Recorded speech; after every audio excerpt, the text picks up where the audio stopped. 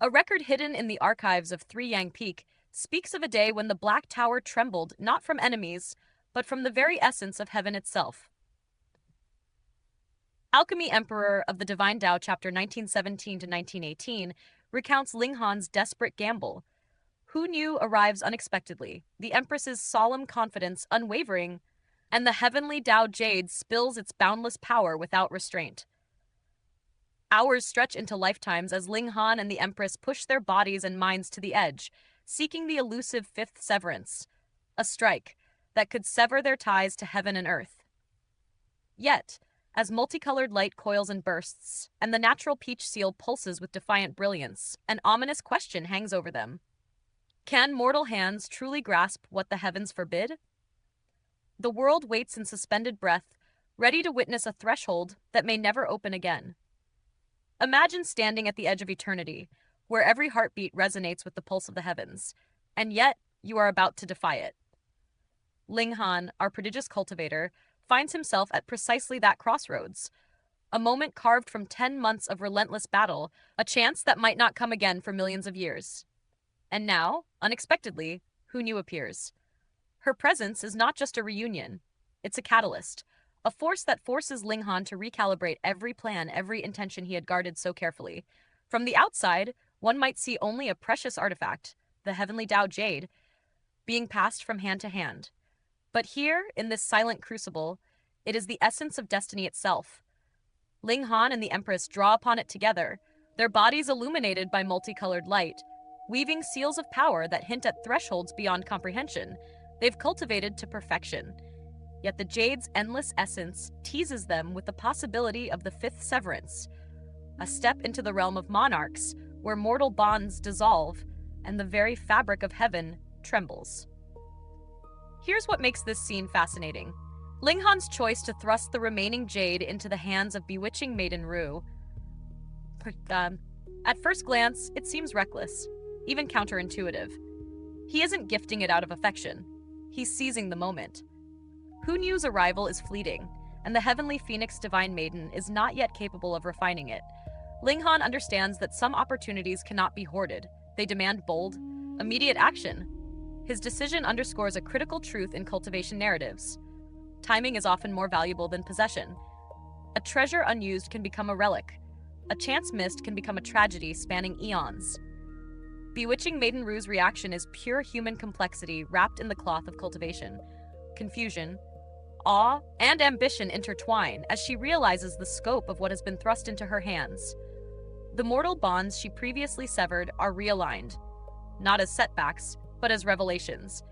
Her insight into the Heavenly Dao expands exponentially, illustrating a recurring theme in Xianxia. True growth often requires stepping outside oneself, observing the grand tapestry of the Dao from a higher vantage.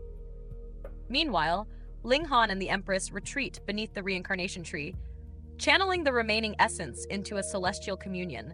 Their light intertwines, forming a living orb of Dao energy, pulsing with secrets of the fifth severance. The narrative emphasizes the sheer patience and endurance required.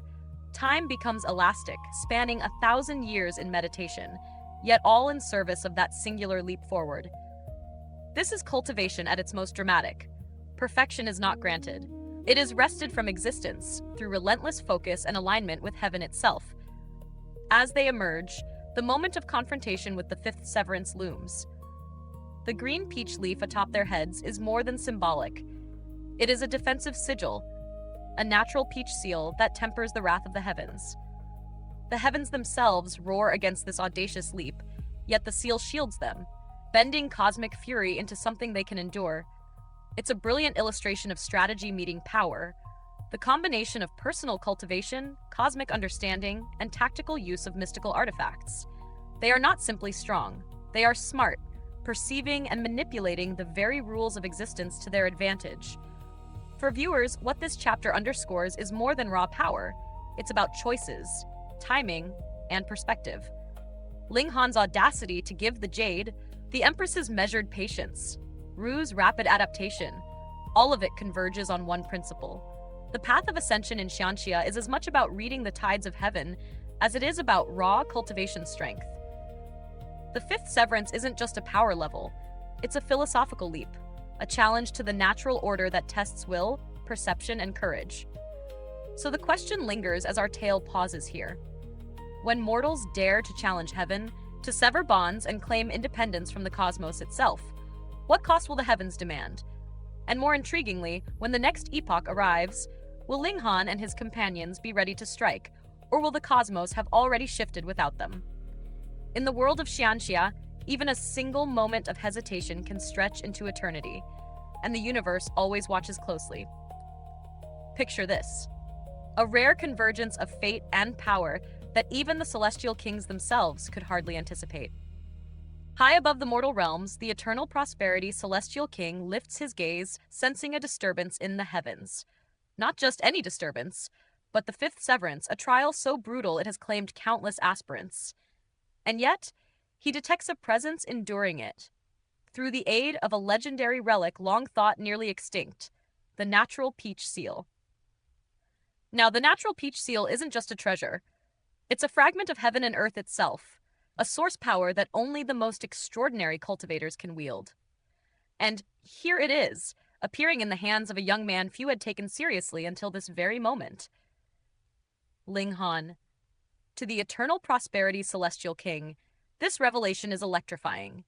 Two cultivators, breaking through a level that even the strongest of their epoch rarely survived, simultaneously, and one of them possesses not one, but two source powers. The ancestral flame and the source water, a combination so rare that even the mightiest celestial king would struggle to acquire either. This is where the story pivots from mere surprise to strategic intrigue. For Lu Hairong, a celestial king of Rock Palace, the sight ignites a dangerous ambition. These treasures aren't just relics, they're tools of immense refinement and cultivation. Capturing them could shift the balance of power in her favor. And then there's the old demon Blood Shadow, a figure cloaked in decay, whose obsession with Ling Han reveals a layered dynamic of rivalry, greed, and awe.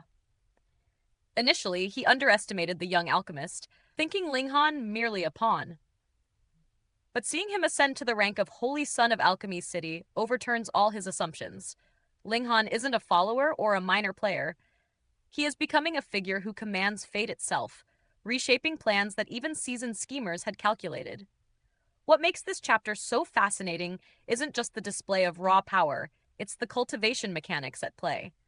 The fifth severance tests both will and Dao comprehension, an ordeal that punishes even the slightest weakness.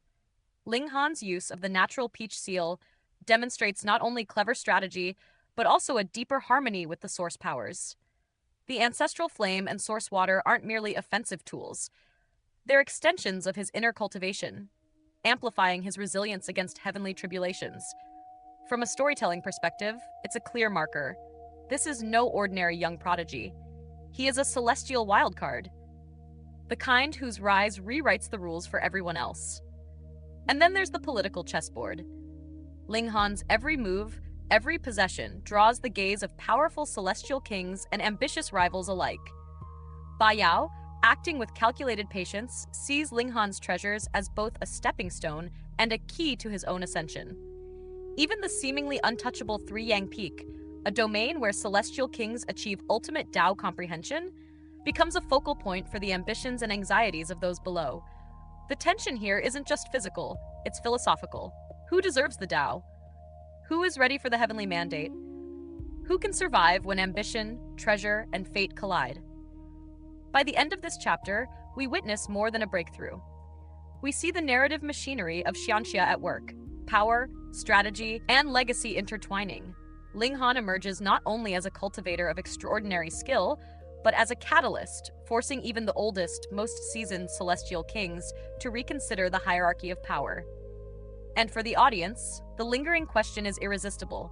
Can Ling Han navigate these deadly ambitions, maintain his Dao, and survive the forces now converging upon him?